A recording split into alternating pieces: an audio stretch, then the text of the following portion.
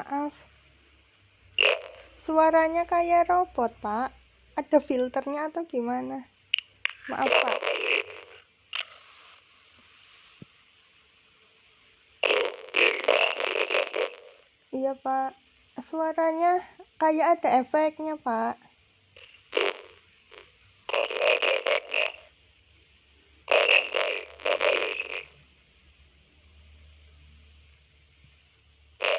Ya, coba tak cek lagi. Suara. Kurang keras, Pak. Ya, oke. Kurang keras. Pakai batu ya. Udah, Pak, udah jelas. Saya kira kalau kurang keras pakai batu. Enggak ya. Setelan. Mikrofon sudah bener. Oke. Ya, udah jelas ya. Sudah, Pak. Alhamdulillah. Jadi suatu saat bekerja sebagai katalisis pada organisme hidup. Ya, jadi biokatalisator tadi ya suatu saat yang bekerja sebagai katalisis pada organisme hidup yang mengatur kecepatan di mana reaksi kimia diproses dan enzim ini tidak berubah dalam proses tersebut. Jadi enzim mempercepat reaksi, tidak ikut berubah. Ya, bagus ya. Jadi kalau kita ikuti seperti enzim ya, nggak perlu berubah ya, tetapi harus punya prinsip ya. Nah, proses biologi pada seluruh organisme hidup adalah reaksi kimia dan kebanyakan diatur oleh enzim. Ya, jadi tanpa enzim banyak reaksi kimia tidak akan terjadi. Jadi enzim itu mengkatalisa semua aspek metabolisme sel. Jadi enzim sangat penting ya. Bukan odol ya enzim itu ya. Ada dua karakteristik penting dalam enzim. Enzim tidak berubah masuk ke dalam reaksi kimia dan bertindak sebagai katalisa. Yang kedua, enzim tidak mengubah keseimbangan yang konstan pada reaksi kimia tersebut. Enzim ini hanya meningkatkan kecepatan di mana reaksi mendekati keseimbangan. Ya. Jadi enzim tidak berubah dan tidak mengubah keseimbangan. Jadi hebat ya. Enzim ini kalau kita lihat biasanya diberi nama sesuai dengan substrat yang dikatalisis ya, dan biasanya ada akhiran ase.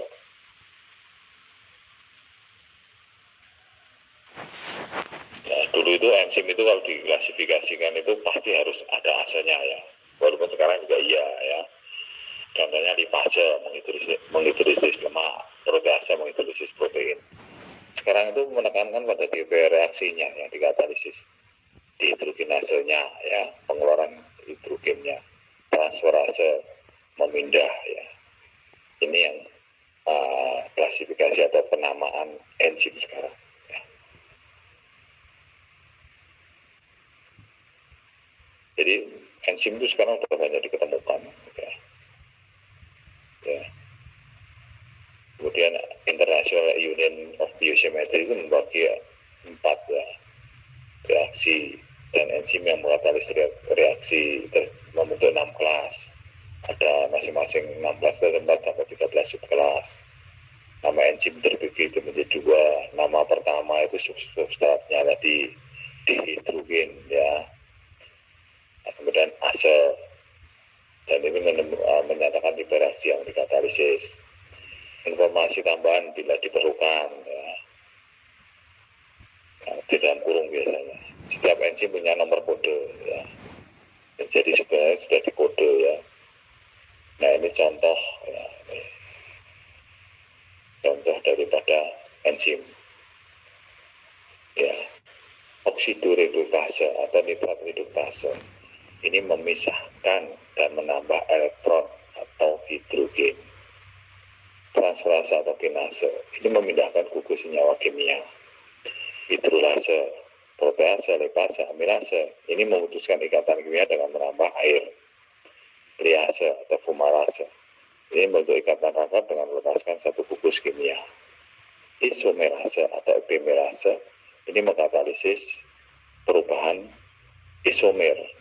Kemudian ligase atau sintetase atau tiokinase itu menggabungkan dua molekul yang disertai dengan hidrolisis ATP. Yang terakhir polimerase menggabungkan monomer-monomer sehingga terbentuk polimer.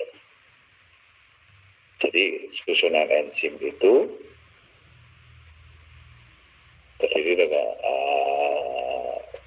dari protein. Ya. Enzim juga dari protein. Ya. Komponen utama enzim adalah protein. Hormon tadi juga protein.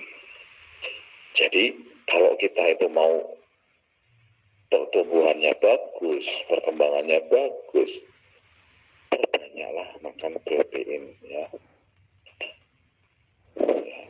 Coba yang kalian ya, yang maaf ya, tinggi badannya itu kurang ya. Orang tuanya tinggi-tinggi, tapi kitanya kok nggak tinggi misalkan. Coba dianalisa. Saat saya kecil, saya hobi makan tidak? Apakah orang tua saya harus marah-marah untuk nyuruh makan? Ya, jadi masa perkembangan itu suka makan enggak? Coba kalau suka makan, terutama protein ya, wah hobi setiap makan ada telurnya 5 ya, setiap makan harus telur kan itu ya, makanan yang murah, proteinnya tinggi ya. Suka telur, suka ikan ya, ikan baik laut maupun ikan tawar ya, kan protein tinggi semua ya. Kalau itu dibiasakan dari kecil ya, dan saat pertumbuhan pasti akan perkembangannya atau pertumbuhannya akan menjadi bagus ya. Karena tahu tadi hormonnya akan bekerja dengan baik, enzimnya akan bekerja dengan baik sehingga metabolismenya bagus ya, sel-selnya berkembang dengan baik ya. Pasti akan lebih tinggi ya. Saya ingat itu, saya punya keponakan ya, keponakan saya itu hobinya itu makan telur. Wah, jadi kalau pergi bersama naik mobil, wah kalau dia kentut, wah luar biasa baunya. Kalau orang habis makan telur banyak itu kentutnya baunya akan busuk ya, nah, bisa muntah-muntah ya. Dan protein yang sifatnya fungsional yang susunan enzimnya, tapi tidak semua protein bekerja sebagai enzim. Jadi saya sarankan ya, kalau nanti punya anak ya dibiasakan makan telur, ikan ya. Orang Jepang itu kan terkenalnya kecil-kecil ya, tapi setelah dia mengkonsumsi ikan ya, konsumsi ikan di Jepang itu kan luar biasa. Bahkan ikan mentah pun dimakan kan. Contohnya kalau kita beli sushi itu ya, kan ikan mentah itu ya. Jadi mereka lebih ini sekarang lebih besar-besar dibandingkan orang Indonesia, bahkan pinter karena di dalam kandungan ikan tadi ada omega ya. Nah, kandungan omega tadi bisa membuat kecerdasan ya. Nah, kembali ke enzim. Enzim ini terdiri dari protein dan bukan protein. Yang protein tadi sebagai enzim protein sederhana, yang protein dan bukan protein itu menjadi enzim konjugasi ya. Yang protein menjadi apoenzim, yang bukan protein menjadi gugus fosfatit. Yang bukan protein menjadi yang organik adalah koenzim, yang anorganik adalah kofaktor.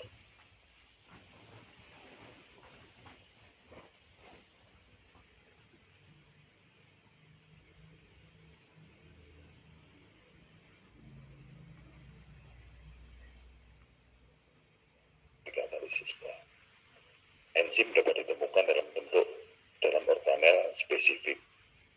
Jadi analisis kuantitatif enzim plasma tertentu mempunyai makna diagnostik. Jadi kalau kita periksa ya enzim A ya, oh ini kalau produksinya banyak gangguan. Ya, diagnosis itu melihat apa ada penyakit apa tidak ya. Jadi jumlah enzim A ya itu pada penyakit B ya.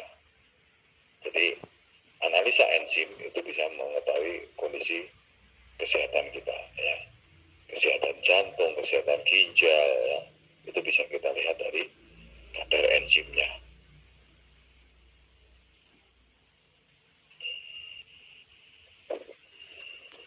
Ya, kadar banyaknya enzim dapat diukur dengan menggunakan enzim dehidratasenya.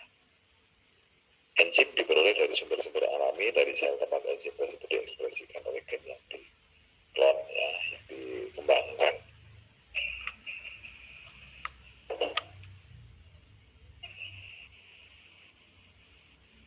Nah, ini contoh daripada kalau kita pemeriksaan enzim secara kuantitatif ya, jumlahnya berapa ya.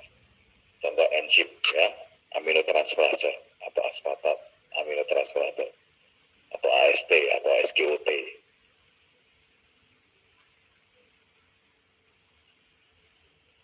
Kemudian alanin aminotransferase atau AST atau SGBT, ALT atau SGBT. Kalau ini meningkat, SGOT atau SGBT ini meningkat, ada dua kemungkinan. Ya, kalau meningkatnya nggak terlalu tinggi, ya kemungkinan infak myokard. Jadi sudah ada kerusakan sel jantung. Ya, tapi kalau SGOT, SGBT-nya meningkat tinggi sekali, kemungkinan besar dari hepar. Ya, contohnya ada hepatitis karena virus. Ya, biasanya SGOT atau SGBT-nya tinggi sekali. Ya, atau kalau heparnya rusak, itu lebih tinggi lagi. Ya, misal keracunan sehingga heparnya rusak. Itu SGOT, SGBT-nya bisa sampai ribuan. Kan ya, paling di bawah 40 ya, sampai ribuan. Hancur hati itu ya. Ya, jadi kita bisa mengetahui penyakit itu dari kadar enzimnya. Kemudian amilase dan lipase itu bisa mengetahui penyakit pankreatitis. Ya, pankreasnya ada infeksi. Ya, pankreatitis akut itu bisa karena dilihat dari peningkatan amilase dan lipase. Ya. Kemudian seroloplasmin ini biasanya ada degenerasi di hepatolintikular atau penyakit Wilson. Kemudian kreatinin kinase ini meningkat, itu biasanya ada kelainan otot dan infak myokard ya. Kemudian glutamil transpeptidase itu penyakit hati. Kemudian laktat dihidrogenase atau isosim ini pada infak myokard. Kemudian asam fosfatase, asam itu pada gagal asam di prostat. Kalau alkali fosfatase itu kelainan tulang dan penyakit absorpsi hepar. Jadi kita bisa melihat bahwa pemeriksaan kadar enzim itu untuk mengetahui kemungkinan kelainannya apa ya.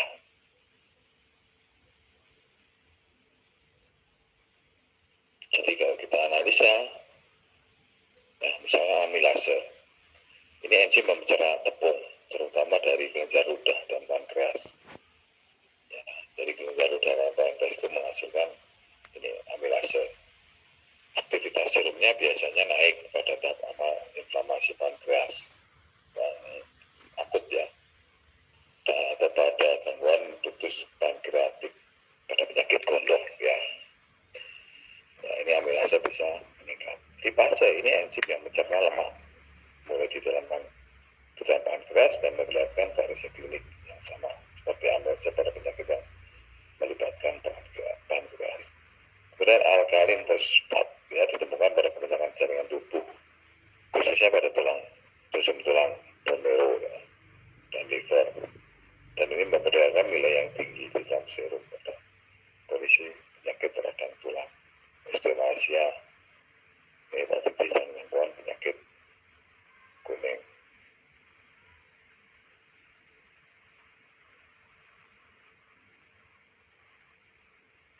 fosfatase asam ditemukan dalam jaringan tubuh, tetapi biasanya tidak dalam konsentrasi tinggi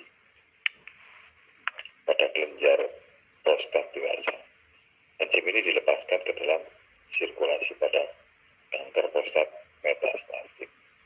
Jadi kalau ada kanker prostat, kita bisa melihat fosfatase, ya. Kemudian peptidase.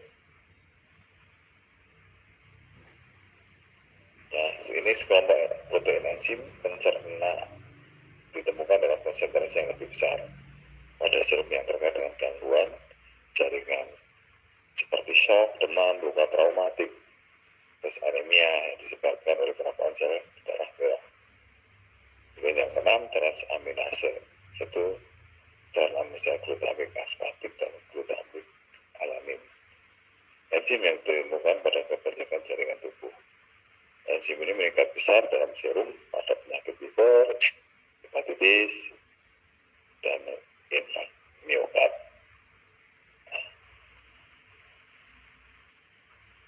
Jadi kalau kita aktivitas eksogenase, ya, ini dari glukosa, ya, dari glukosa menjadi glukosa 6 fosfat, 6 fosfogluconolat.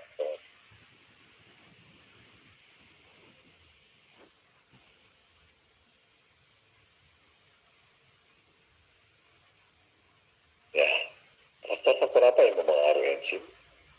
Faktor kinetik, yaitu konsentrasi enzimnya, konsentrasi substrat, suhu, pH, dan keberadaan inhibitor.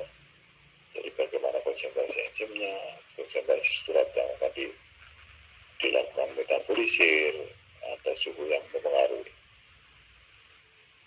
Dan enzim ini berubah dengan cara menurunkan energi aktivasinya, bekerja sebagai cekakan yang meningkatkan konsentrasi lokal substrat, serta mempertahankan substrat dalam konformasi yang mendukung reaksi biokimia. Kemudian memberikan residu asam amino yang gugus fungsionalnya memainkan peranan spesifik pada katalisis. Dan mekanisme kerjanya, ya, mekanisme katalisis enzimatik sangat menyerupai mekanisme reaksi kimia, ya, sebenarnya hampir sama dengan reaksi kimia. Lintasan atau jalur yang digunakan enzim untuk mengubah substrat menjadi produk melibatkan serangkaian intermediate yang terikat oleh enzim. Itu kan satu intermediate substrat enzim tunggal. Enzimologi intermediate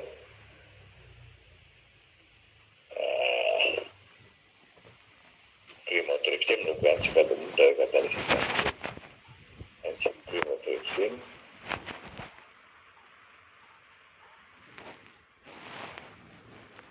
Enzim chymotrypsin mengkatalisis proses hidrolisis ikatan peptida. Dalam proses ini gugus karboksil disumbangkan oleh asam amino aromatik, contohnya fenilalanin, tirosin, dan triptoptan. Asam amino dengan gugus R nonpolar berhubungan besar atau metionin, ya.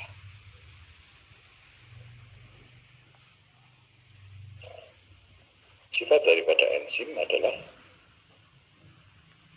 enzim itu dibentuk dalam protoplasma. Enzim beraktivitas di dalam sel tempat sintesanya, disebut endoenzim.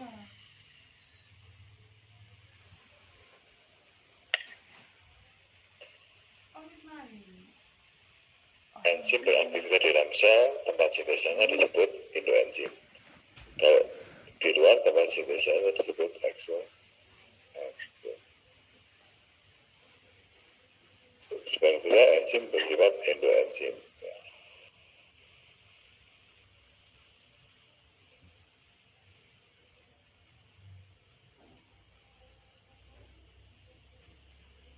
Oke. Nah, enzim itu bersifat koloid, ya. Sehingga kalau koloid itu kan lebih padat, sehingga luas permukaannya lebih besar. Dan dia hidrofil juga sama air, ya. Dapat bereaksi dengan senyawa maupun basa, ya, asam maupun basa, kation maupun anion. Enzim ini sangat peka terhadap faktor yang menyebabkan denaturasi proteinnya. Misalkan suhu, pH, dan lain-lain. Jadi kalau suhunya tinggi, terlalu tinggi, pH-nya terlalu rendah atau terlalu tinggi, terjadi kerusakan protein. Kalau rusak protein, enzim tidak akan bekerja dengan baik. Bahkan enzimnya rusak. Enzim dapat dipacu maupun dihambat aktivitasnya. Jadi enzim itu merupakan biokatalisor yang dalam jumlah sedikit memacu laju reaksi tanpa merubah kesimbangan reaksi. Kalau sedikit ya, tapi kalau diberikan banyak ya sama aja. Enzim tidak terlibat dalam reaksi. Struktur enzim tetap baik sebelum maupun setelah reaksi berlangsung. Dan enzim itu bermolekul besar. Dan enzim bersifat spesifik atau khas. Dia hanya mau bekerja pada substrat yang sesuai. Suhu optimum daripada enzim adalah 30 derajat Celcius. Kalau minimum 0 derajat. Kalau yang maksimal adalah 40 derajat.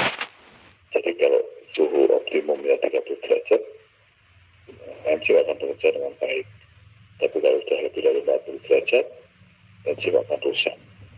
Jadi kan pada pasien-pasien dengan suhu yang tinggi itu harus hati-hati. Ya, kalau sudah dibiarkan dengan suhu yang begitu terus, ya sangat berisiko terhadap ekstremitas. Ya, jadi kalau rusak, enzim tidak bekerja. Tapi kalau dia pada suhu optimal ya kerjanya lebih baik.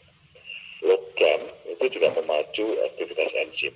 Contohnya magnesium makan kobalt dan besi ya, ferro. Logam berat akan menghambat aktivitas enzim. Contohnya Pb, Cu, zinc, kadmium dan argentum. Ya. Ini yang jelas sekali Pb ya. Jadi produk-produk alat kesehatan itu harus benar-benar bebas dari Pb. pH ya tergantung jenis enzimnya. Pepsin aktif pada kondisi asam, amilase kondisi netral, tripsin kondisi basa. Terlalu asam rusak, terlalu basa juga rusak. Kemudian konsentrasi substrat. Substrat yang banyak mula-mula itu memacu aktivitas enzim, tetapi dia akan menghambat karena penumpukan produk dan feedback efek. Kemudian konsentrasi enzim. Peningkatan konsentrasi enzim memacu aktivitasnya. Air memacu aktivitas ya. Jadi enzim ini harus butuh juga air ya. Apalagi yang hidrofilik tadi ya. Kemudian vitamin memacu aktivitas enzim. Karena memang vitamin itu sebagai koenzim ya.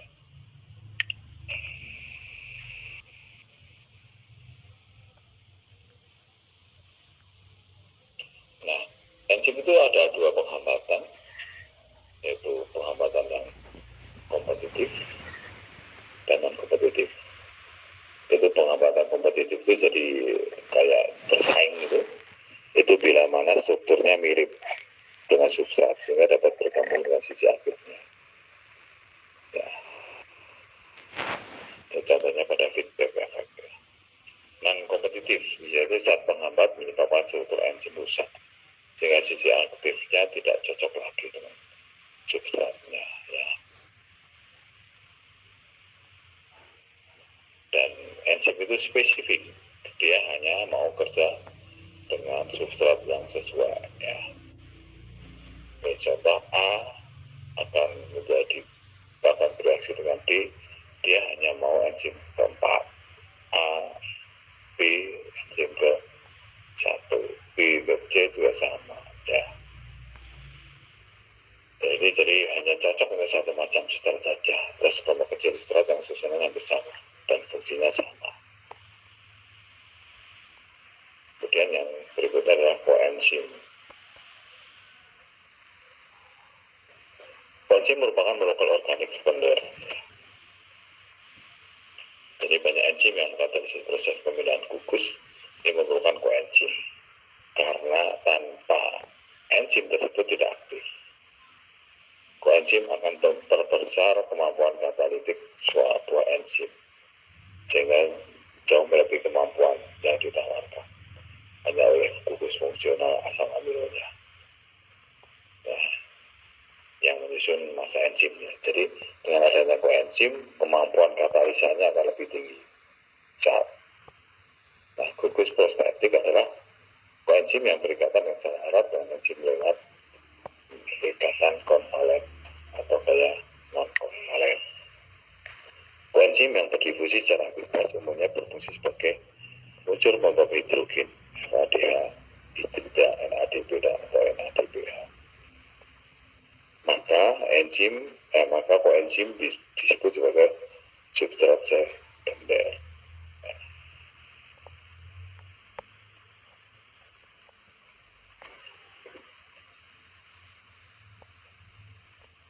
Jadi fungsi enzim ini sebagai pemindah, sebagai reagensia pemindah gugus. Tipe reaksi biokimia pemindah gugus itu sebagai DG A menjadi AG dan D. Pemindahan gugus fungsional G dari molekul donor DG kepada sebuah molekul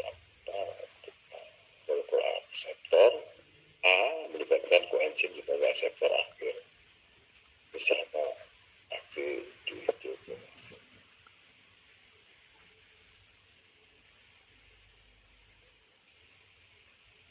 Nah, kalau kita klasifikasikan koenzim,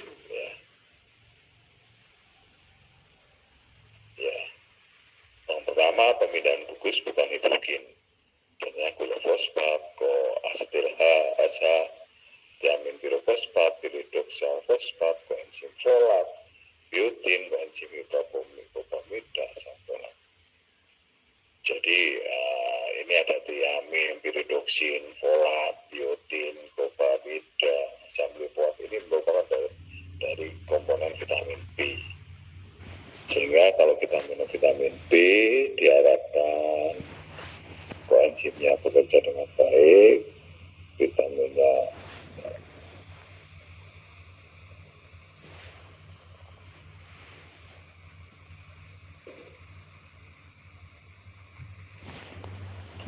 kemudian yang pertama tadi tentang pemindahan gugus bukan hidrogen, yang kedua adalah pemindahan hidrogen. Ada beberapa. Ya, pemindahan hidrogen ada NADP, FNM, FR2, sampai atau potassium.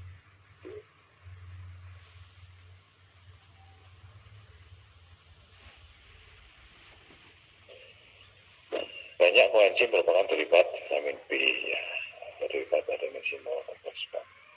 Contoh koenzim ada NAD, NADP,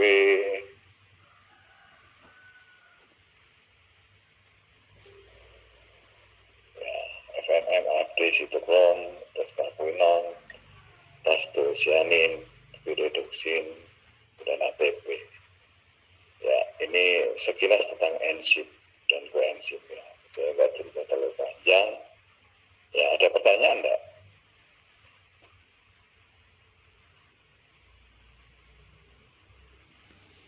Ada, Pak. Iya, Pak, ada. Ya, silakan. Bagaimana cara kerja koenzim membantu enzim dalam melakukan tugasnya? Kerja